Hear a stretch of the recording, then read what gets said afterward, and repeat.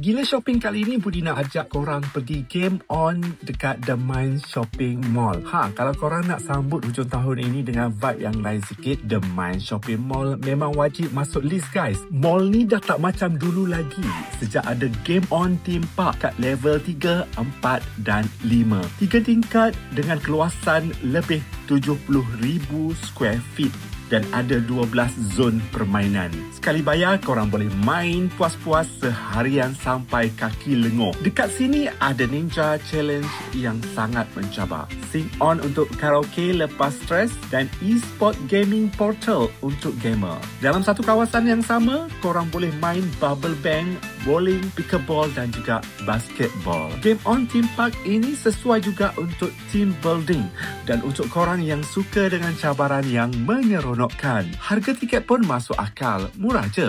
Tapi kalau nak lagi jimat, Budi sarankan korang datanglah weekdays.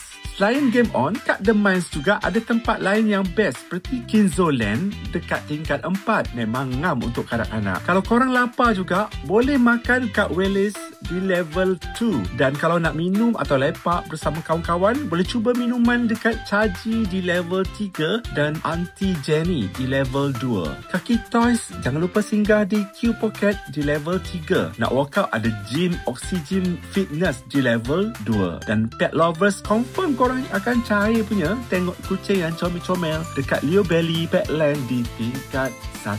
Last sekali, jangan lupa singgah di kaunter informasi level 3. Korang boleh belanja RM150, RM200 atau RM300 boleh redeem hadiah istimewa sampai hari Christmas. Dekat sini juga macam-macam aktiviti keluarga disediakan untuk korang. So gang, kalau nak sambut tahun baru dengan lebih fun dan juga menyeronokkan, jom cipta kenangan bersama keluarga dan juga kawan-kawan di The Mind Shopping Mall.